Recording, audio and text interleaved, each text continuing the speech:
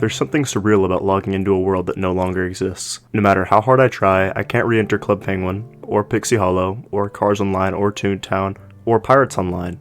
Those portals are closed, those memories frozen. But once upon a time, Disney had built a digital empire, a collection of massively multiplayer worlds, some tied to IPs, others brand new, all different, all thriving, all eventually dead. This is a video essay about the rise and quiet fall of Disney's MMO universe. Not just why these games shut down, but what they meant, what they could have been, and why their loss still stings. Let's talk about corporate ambition, online childhoods, and what happens when magic becomes management.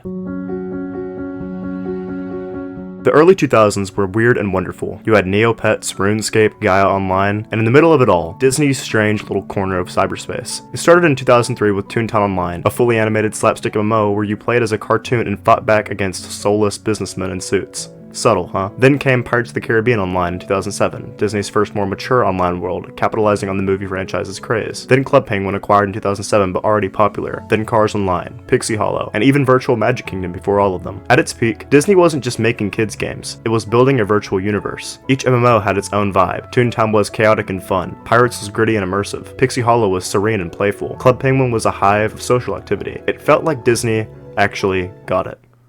Until it didn't.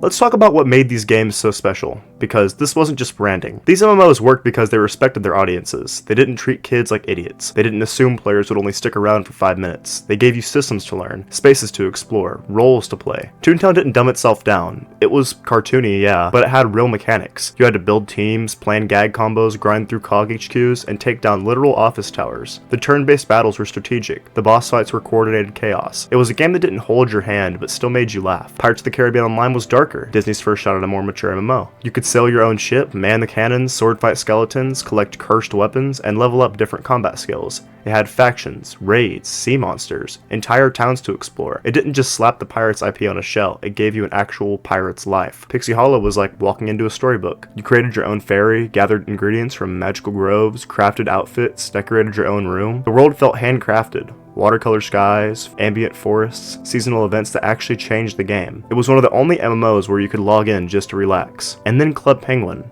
Deceptively simple, but secretly genius. On the surface it was all minigames, coins, puffles, but underneath, it was a social sandbox. You picked your clothes, designed your igloo, role-played in the pizza parlor, shared rumors in the town square, and there was always that one guy who swore they tipped the iceberg. These games succeeded not just because they were Disney, but because they let you live in them. They gave you freedom, they gave you routine, they gave you belonging, and for a lot of us, they were our first real online worlds.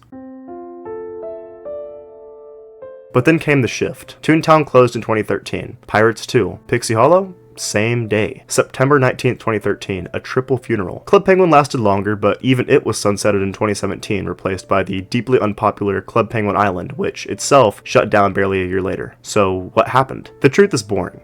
Budgets, reorganizations, mobile-first strategies. Disney Interactive was losing money. They axed everything that didn't turn a quick profit. Toontown wasn't monetized enough. Pirates didn't have the player base. Pixie Hollow didn't convert enough subs. Club Penguin's numbers dropped. They cut all of it. The irony?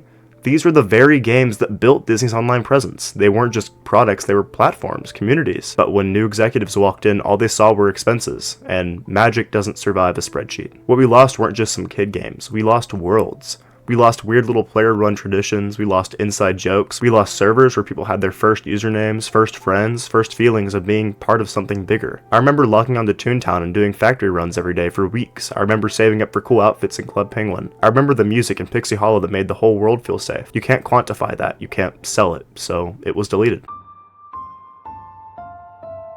But here's the twist. Those worlds didn't fully die. Except for Cars Online. It died, like fully died. Not even Lightning McQueen could drift out of that one. But the rest, they lived on. Not through Disney, but through the players. Toontown Written brought back the slapstick charm with rebuilt servers, new cogs, and quality of life updates. The Legend of Pirates Online resurrected the entire ocean, line by line, from broken code and fan memory. We the Pixies is literally recreating Pixie Hollow from scratch, with volunteer artists, programmers, and a Discord full of people just happy to exist in that forest again. And Club Penguin Rewritten, well, it got big. Too big.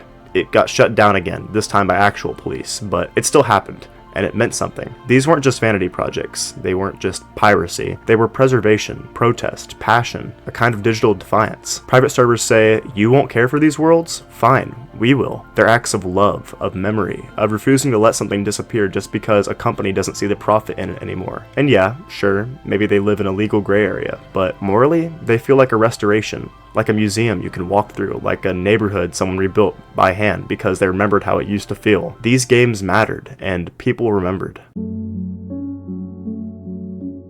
So why didn't Disney save any of it? Simple, they didn't think it mattered. To them, MMOs were a phase, a relic of the early internet. Too niche, too expensive, too complicated to moderate, not worth the upkeep. They chased mobile, Marvel, Star Wars, bigger IPs, cleaner profits. Why maintain a fairy village or a penguin town when you could sell more Avengers skins and App Store gems? But in doing that, they forgot something important. They forgot the kids who grew up on these weird little games. The ones who learned to type in the Toontown chat. The ones who decorated their igloos like it was their job. Who waited all week for a new quest at Pixie Hollow or logged on just to sail with their pirate crew. Disney had the chance to nurture a digital legacy, but instead they let them rot.